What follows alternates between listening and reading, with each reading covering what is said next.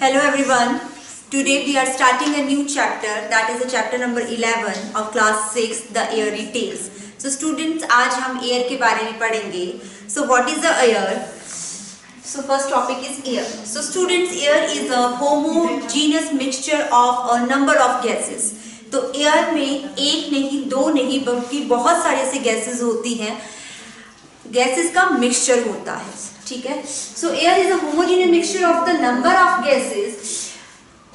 It makes the Earth's atmosphere. और ये gases क्या करती हैं, हमारे अर्थ के एटमोसफेयर को फॉर्म करती हैं. और सबसे ज़्यादा क्वांटिटी में जो गैसेस प्रेजेंट है अर्थ एटमोसफेयर में, that is nitrogen and oxygen. Nitrogen and oxygen आपको सबसे ज़्यादा अमाउंट में मिलेंगी. एंड बाकी जो अगर बात करें हम कार्बन डाइऑक्साइड की, वाटर वेपर्स की एंड अदर गैसेस की, तो ये जो है ये इनके कंपैरिजन, नाइट्रोजन और ऑक्सीजन के कंपैरिजन थोड़ी कम मिलती है, स्मॉल अमाउंट में प्रेजेंट होती हैं. So this is the composition of the air. So nitrogen 8.1% is present in the Earth's atmosphere.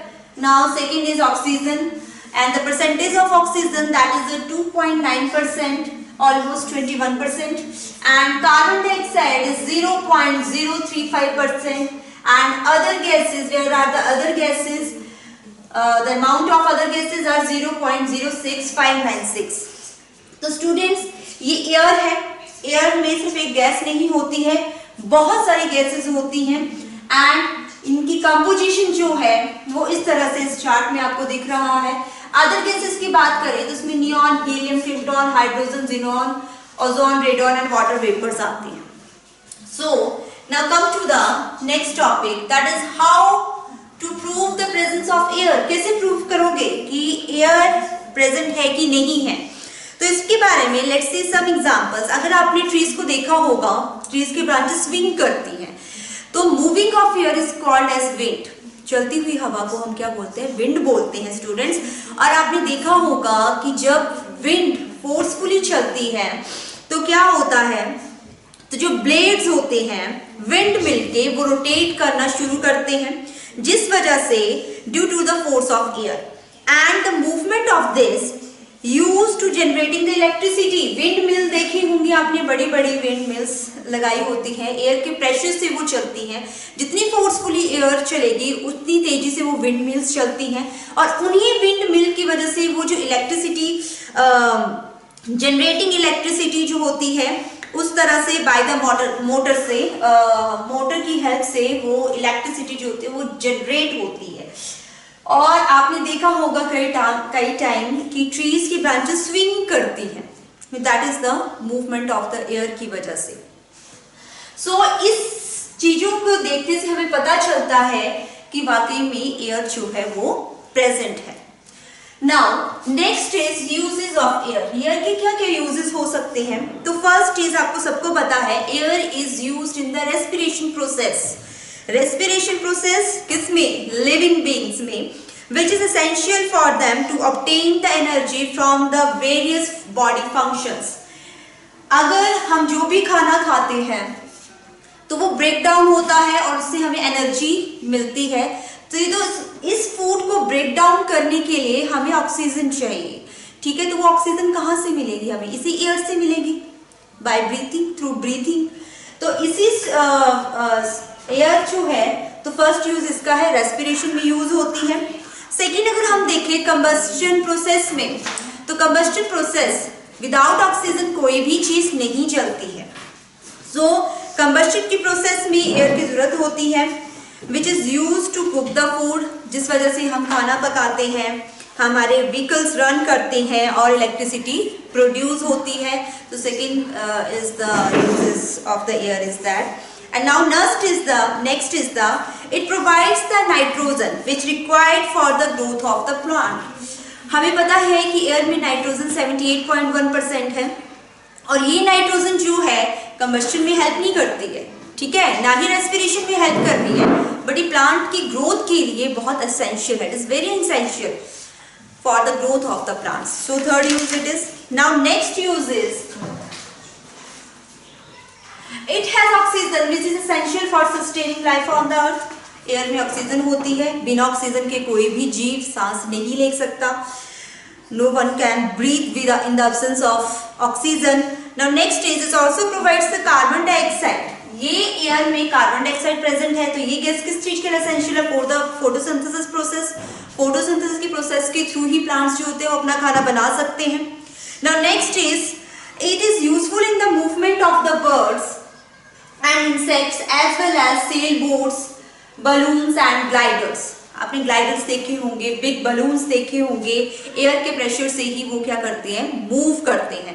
अगर एयर नहीं होगी तो planes, birds, insects, sail boats नहीं मूव कर पाएंगे, नहीं फ्लाई कर पाएंगे। ये विंड मिल्स में इलेक्ट्रिसिटी जो जनरेट करती है विंड मिल्स, उनको रन करने के लिए भी एयर की जो होता है वो यूज होता है। So they are the different uses of the air.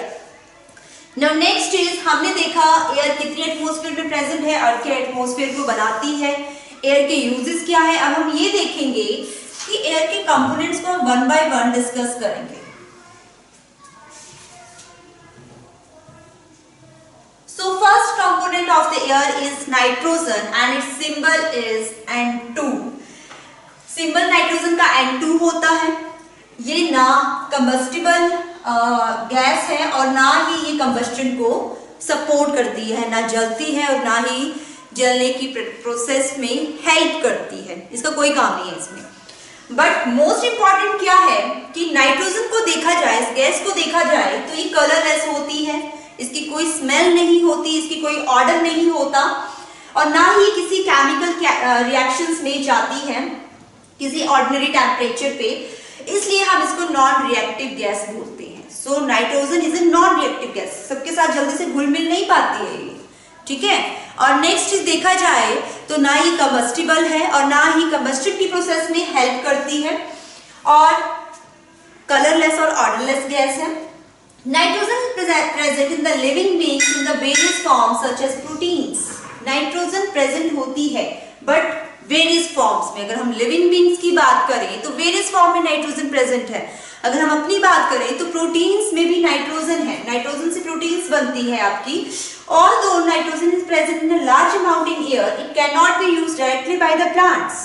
अगर नाइट्रोजन इतनी ज्यादा एटमॉस्फेयर में प्रेजेंट है पर प्लांट्स का डायरेक्ट यूज नहीं कर पा रहे हैं, इनडायरेक्टली हमारे में जो नाइट्रोजन है एज ए न्यूट्रिशन हम डायरेक्ट नहीं ले पाते बट थ्रू द प्लांट्स हम उसको ले पा रहे हैं।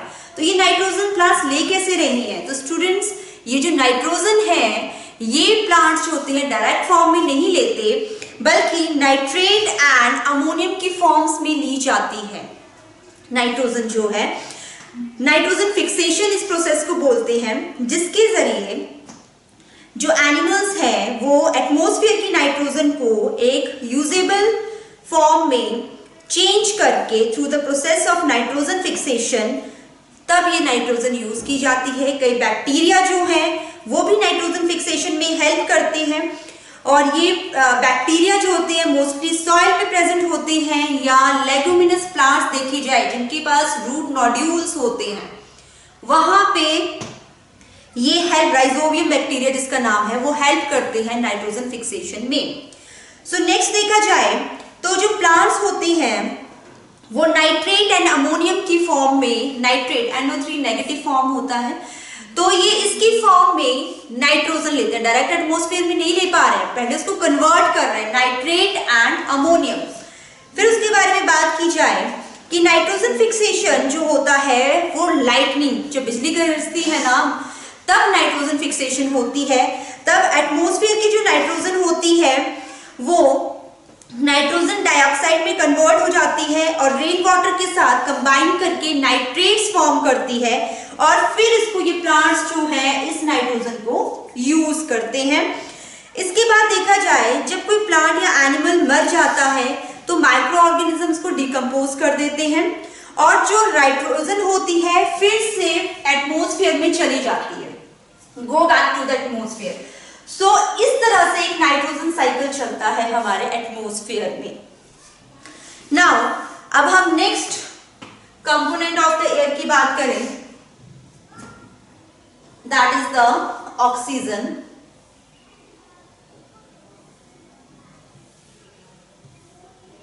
यस, ऑक्सीजन देखा जाए तो हमने अभी बात की, ऑक्सीजन जो है वो एटमॉस्फेयर में 21% है। सो ऑक्सीजन का सिंबल हम कैसे शो करते हैं, O2 से। कलरलेस है, ऑर्डरलेस है, टेस्टलेस गैस है, ना इसका कोई रंग है, ना इसका कोई टेस्ट है, ना इसका कोई स्मेल है। Not combustible but supporter of combustion. ये गैस ज्वलनशील नहीं है, जलती नहीं है, बट ये कंबस्शन की प्रोसेस में जरूर हेल्प करती है। Without the presence of oxygen there is no combustion take place, कोई कंबस्शन नहीं हो पाएगी अगर ऑक्सीजन प्रेजेंट नहीं है तो। Used directly by the living beings during the respiration. जितने भी जीवित प्राणी हैं उनको रेस्पिरेशन के थ्रू वो ऑक्सीजन जो होते हैं वो गेन करते हैं। ऑक्सीजन नहीं मिलेगी, there is no respiration. Second बात करें तो एटमॉस्फेयर में सेकेंड मोस्ट अबंडेंट गैस है ये, जो मैंने आपको पहले बता चुकी हूँ, 20.9% प्रेजेंट होती है। And oxygen is essential for life on the earth. इस धरती पे जितने भी जीवित प्राणी हैं उनको ऑक्सीजन चाहिए ही चाहिए। सो कंबस्शन के लिए हेल्पफुल है। ये था सेकेंड कंपोनेंट की बात हमने की। नाउ नेक्स्ट हम करते हैं, oxygen is essential for life.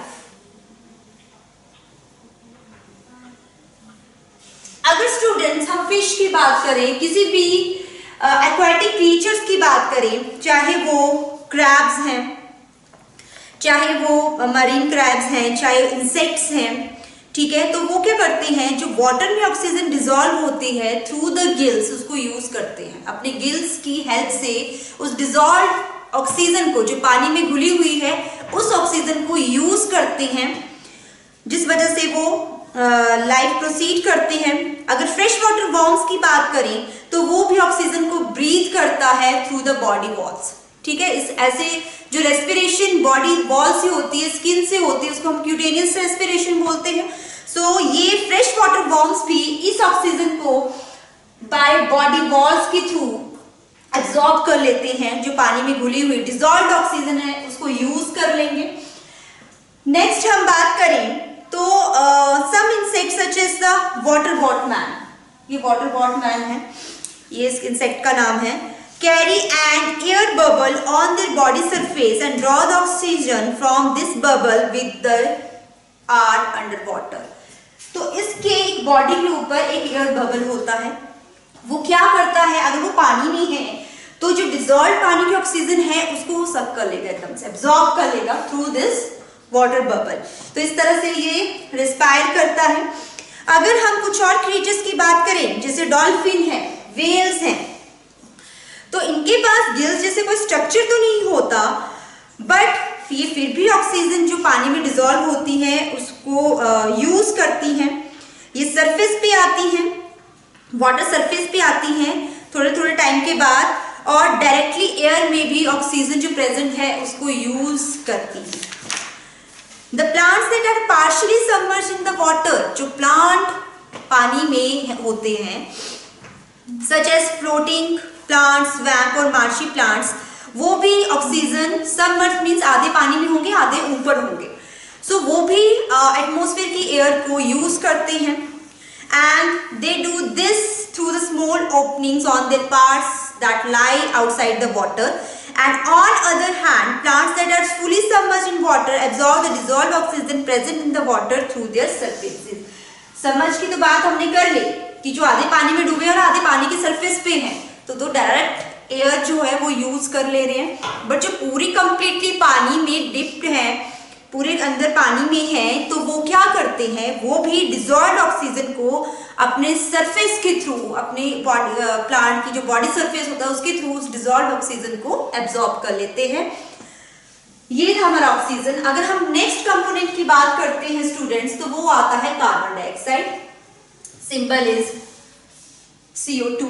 तो स्टूडेंट्स हमने बात की, कार्बन डाइऑक्साइड 0.035% प्रेजेंट है एटमॉस्फेयर में, सिंबल इसका CO2 है।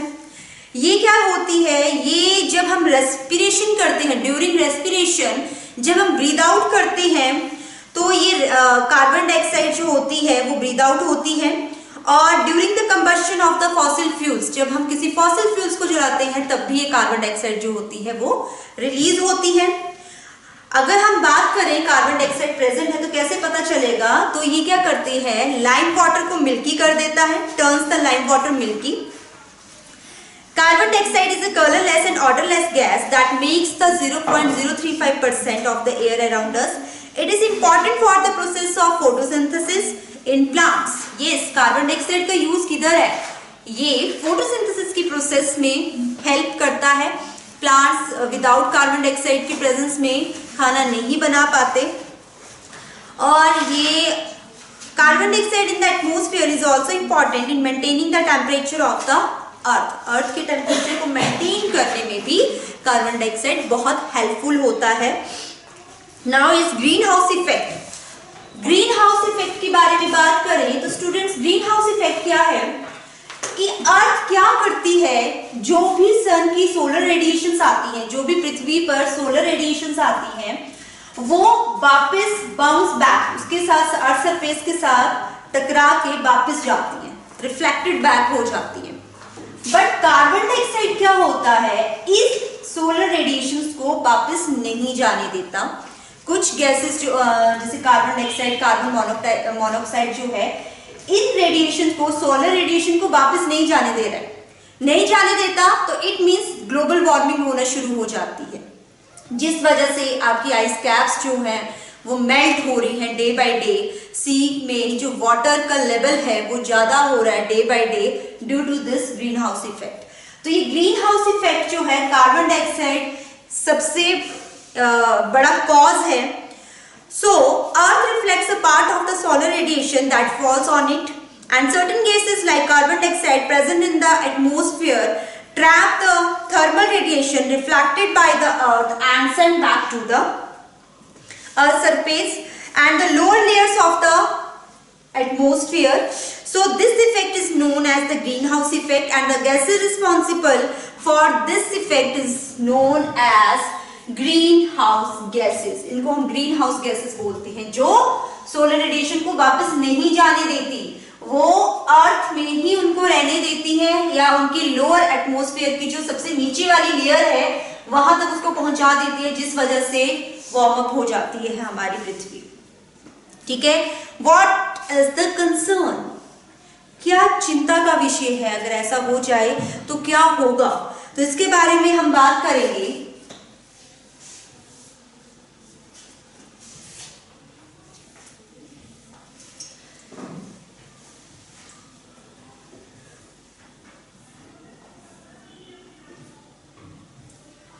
So, the increase in the amount of greenhouse gases in the atmosphere can lead to the significant increase in the temperature of the atmosphere। मैं आपको बता चुकी, अगर ये रेडिएशंस वापस नहीं जा पा रही हैं तो क्या होगा, हमारा एटमॉस्फेयर का टेम्परेचर बहुत ज्यादा राइज अप हो जाएगा, ग्लोबल वार्मिंग होगी, और जिस वजह से ग्लेशियर्स जो होंगे वो मेल्ट होना स्टार्ट कर देंगे, स्टार्ट हो गए हैं मेल्ट होना, जिस वजह से सी का लेवल इंक्रीज हो रहा है।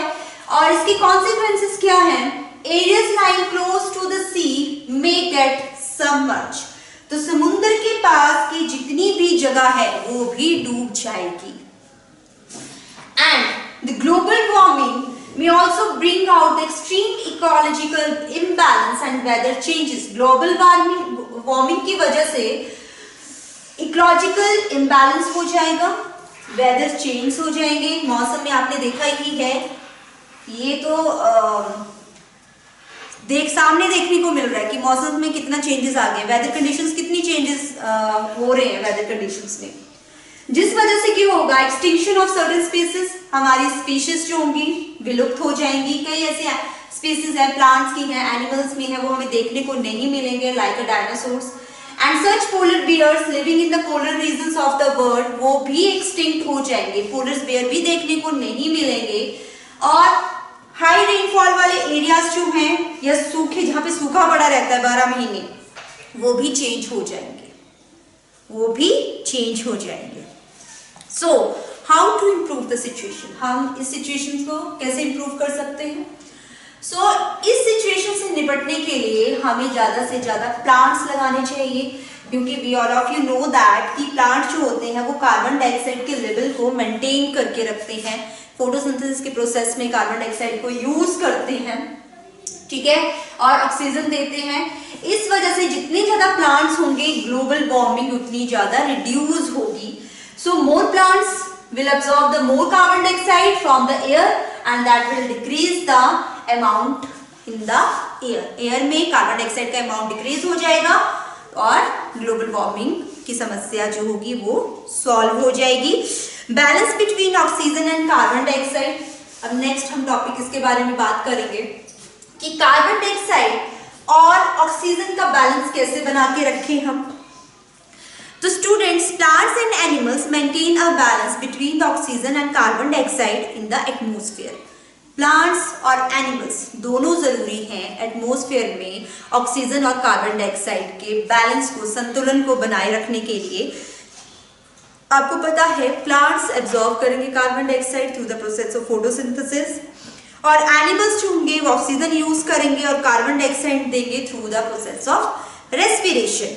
इसलिए ये दोनों processes, respiration as well as photosynthesis, दोनों प्रोसेसेस बहुत इंपॉर्टेंट है एटमॉस्फेयर में इन गैसेस का लेवल को मेंटेन करने के लिए। अगर प्लांट्स एंड एनिमल्स दोनों जरूरी है, अगर इनमें से अगर एनिमल्स नहीं होते हैं, सपोज दैट एनिमल्स नहीं है, तो क्या होगा? कार्बन डाइऑक्साइड नहीं मिल पाएगी। कार्बन डाइऑक्साइड नहीं मिल पाएगी तो प्लांट्स खाना कैसे बना पाएंगे? अगर प्लांट्स खाना नहीं बना पाएंगे तो प्लांट्स भी एक्सटिंक्ट हो जाएंगे, प्लांट्स भी नहीं रहेंगे और फिर कुछ भी नहीं रहेगा, ना प्लांट्स रहेंगे ना एनिमल्स रहेंगे। इसलिए दोनों जरूरी है, प्लांट्स के लिए कार्बन डाइऑक्साइड एंड एनिमल्स के लिए ऑक्सीजन। सो नेक्स्ट इज, हम अदर कंपोनेंट की बात करें तो वाटर वेपर्स की बात करेंगे हम। वाटर वेपर्स क्या है? एयर जो होता है, एयर जो है एटमॉस्फेयर में, उसमें कुछ अमाउंट में वाटर वेपर्स भी प्रेजेंट होते हैं। ये वाटर वेपर्स जो होते हैं is the gases form of water, ठीक है, वाटर की गैसेस फॉर्म्स में प्रेजेंट होते हैं। Water from the different water bodies like rivers, lakes, ponds evaporates and the water vapor thus formed moves up in the air and plants also release the water vapors during the respiration. तो water vapours आते कैसे हैं? Gases form में होते हैं through the process of transpiration. Water vapours बनते हैं, वो भी एटमॉस्फेयर में जाते हैं। जितने भी हमारी वाटर बॉडीज हैं, रिवर, पोन्स, लेक्स, तो उसमें भी through the process of evaporation water vapours जो होते हैं वो भी एटमॉस्फेयर में जाएंगे। वाटर वेपर्स क्या करते हैं? During some chemical changes, for example combustion of fuels in the automobiles and industries, तब भी बनते हैं। और water vapours present in the air is called moisture, ठीक है। जब वाटर वेपर एयर में प्रेजेंट होगा तब हम इसको मॉइस्चर बोलते हैं, दैट इज द मॉइस्चर। अगर अदर कंपोनेंट्स की बात करें एयर की,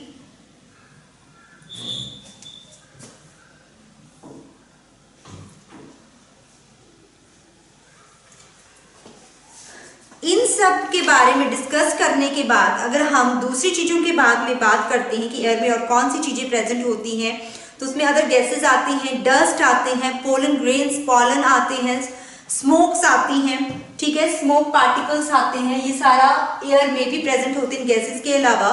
However, the amount of dust, pollen and smoke particles which are known as suspended particulate matter, that is the SPM, ठीक है। तो इनको हम क्या बोलते हैं? SPM बोलते हैं। SPM का मतलब है कि dust, pollen and smoke particles का कितना अमाउंट एयर में प्रेजेंट है, ठीक है। तो that relates to the SPM। SPM क्या है? Suspended particulate matter. अगर आपसे कोई बात करे व्हाट इज द SPM, तो आप क्या समझोगे? मींस जो अदर कंटेंट्स है एयर में वो कितने अमाउंट में प्रेजेंट है, उसको हम SPM बोलते हैं, सस्पेंडेड पर्टिकुलेट मैटर बोलते हैं, ठीक है। ये place to place, time to time vary करता है। The particles come from the various sources. ये कहां से आती हैं? ये आपके व्हीकल एग्जॉस्ट से, इंडस्ट्रीज से, वॉल्केनिक इरप्शन से एंड माइन से, ठीक है, प्लेस टू प्लेस ये डिफर करते हैं। The traffic policeman often wears a breathing mask to avoid the inhaling the dust particles present in the air. This is because the dust particles are harmful for human health and the amount of the dust particle is higher in the air at the busy traffic areas and lower in the green areas. It's also higher in the summer season than in the rainy season. तो आपने देखा होगा अगर आप cities में जाओ तो वहां पे एसपीएम आपको ज्यादा मिलता है क्योंकि वहां पे व्हीकल्स ज्यादा रन करते हैं एज कंपैरिजन टू अगर हम रूरल एरियाज की बात करें तो, है ना, अर्बन एरियाज में ज्यादा एसपीएम मिलेगा। इसलिए आपने देखा होगा ट्रैफिक पुलिस मैन जो होता है मेनली वो मास्क पहन के रखता है क्योंकि वो डस्ट पार्टिकल्स अगर जाते हैं तो ये हमारी रेस्पिरेटरी डिजीज कॉज कर सकते हैं, हार्मफुल होते हैं ह्यूमन बींग्स के लिए। The next is air pollution. सबसे बड़ा कॉज है एयर पॉल्यूशन, मेन प्रॉब्लम है। Air pollution is the contamination of air due to the presence of the substances which are harmful for both living and non-living beings directly or indirectly. तो student air pollution क्या है? Air pollution का मतलब है contaminated air, ऐसी air जिसमें कुछ ऐसे हार्मफुल सब्सटेंसेस प्रेजेंट है जो लिविंग बींग्स के लिए और नॉन लिविंग बींग्स के लिए, दोनों के लिए डायरेक्टली और इनडायरेक्ट रूप से हार्मफुल है। द सब्सटेंसेस इंक्लूड, इसमें कौन कौन से एयर पोल्यूशन किस वजह से होता है? स्मोक अगर है एयर पोल्यूशन कॉज करेगा, हार्मफुल गैसेस जैसे कार्बन डाइऑक्साइड है, कार्बन मोनोऑक्साइड है, सल्फर डाइऑक्साइड है, ये सारे एयर पोल्यूशन कॉज करती हैं। अगर हम सोर्सेज की बात करें एयर पोल्यूशन के क्या क्या सोर्सेज हो सकते हैं, तो एयर पोल्यूशन का सोर्स क्या है? सबसे पहला कि combustion of the fossil fuels, ठीक है, automobiles, industries like thermal power station, cement, steel and refineries, इन वजह से जो भी पॉल्यूशन क्रिएट होता है वो एयर पॉल्यूशन का कॉज होता है। The combustion of fossil fuel release a number of pollutants. अगर हम इंडस्ट्रीज की बात करें या ऑटोमोबाइल्स की बात करें जिसमें फॉसिल फ्यूल्स की कंबस्टन की वजह से ऐसी हार्मफुल गैसेस प्रोड्यूस होती हैं, स्मोक प्रोड्यूस होता है जो डायरेक्टली एटमॉस्फेयर में जाता है और वहां की एयर को कंटामिनेट करता है। अगर हम कुछ नेचुरल सोर्सेज की बात करें तो वो भी एयर पॉल्यूशन को कॉज करते हैं, जैसे आपकी वॉल्केनिक एरप्शंस होते हैं, स्टॉर्म्स हैं, डेजर्ट एरियाज हैं, स्मोक, फॉरेस्ट फायर में जब फॉरेस्ट में आग लगती है, फॉरेस्ट फायर्स होते हैं, उसमें से भी जो स्मोक है, वोल्केनिक एक्टिविटीज है, ये सारी क्या है एयर पॉल्यूशन कॉज करती हैं। ये नेचुरल प्रोसेसेस हैं जिस वजह से एयर पॉल्यूशन कॉज होता है। इनके अलावा देखा जाए तो अगर हम एक्सटेंसिव डिफॉरेस्टेशन करते हैं तो इससे सॉइल इरोजन जो होता है वो ऑल्सो एयर पॉल्यूशन कॉज करता है। Major air pollutants and their effects, अगर हम मेजर पॉल्यूटेंट्स की बात करें, पॉल्यूटेंट्स कौन से होते हैं जो पॉल्यूशन कॉज करते हैं? ऐसे substances who causes the pollution, that are the pollutants. तो एयर पॉल्यूटेंट्स कौन से हैं? Carbon monoxide. फर्स्ट बात करते हैं कार्बन मोनोऑक्साइड की। कलरलेस है, ऑडरलेस गैस है। Burning of coal and petroleum product की वजह से ये गैस जो होती है जनरेट होती है, बहुत ज्यादा टॉक्सिसिटी इसमें होती है, बहुत ज्यादा टॉक्सिक होती है। और ये क्या करती है? कार्बन मोनोऑक्साइड जो होती है as comparison to haemoglobin, haemoglobin के साथ अगर कंपेयर करें ना तो कार्बन डाइऑक्साइड ब्लड में सबसे oxygen, sorry not haemoglobin, yes haemoglobin and oxygen की अगर कंपैरिजन करते हैं कार्बन मोनोऑक्साइड का तो हीमोग्लोबिन के साथ सबसे ज्यादा जल्दी रिएक्ट करती है carbon monoxide as comparison to oxygen. So ये क्या करती है? Reflex action and makes the dizzy and sleepy, बेहोशी सी, मीठी मीठी बेहोशी आएगी और आदमी सो जाएगा, वैसे ही सो जाएगा, वो उठेगा ही नहीं कभी, डेथ कॉज कर देती है, ठीक है। क्लोरोफ्लोरोकार्बन की बात करें, ये भी गैस होती है, एयर कंडीशन रेफ्रिजरेटर्स से रिलीज होती है। ये क्या करती है? हमारी ओजोन लेयर की डिप्लीशन में सबसे बड़ा कॉज है। This is a chlorofluorocarbon, very harmful है। अल्ट्रावायलेट रेज, ओजोन लेयर की वजह से अल्ट्रावायलेट रेज सन से नहीं आ पाती है, ठीक है। जैसे ओजोन लेयर डिप्लीट होना शुरू हो गई तो अल्ट्रावायलेट रेज आएंगी और वो बहुत सारे स्किन कैंसर और बहुत सारे डिजीजेस कॉज करती हैं।